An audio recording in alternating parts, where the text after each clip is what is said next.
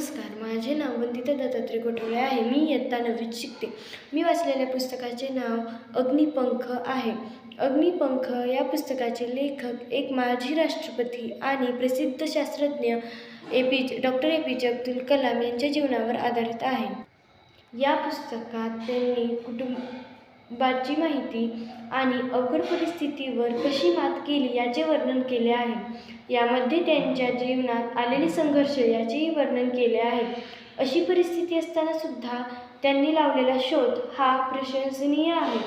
अग्निपंख हे पुस्तक आपल्याला आयुष्यातील संकटांशी लढण्यासाठी योग्य दिशा दाखवते.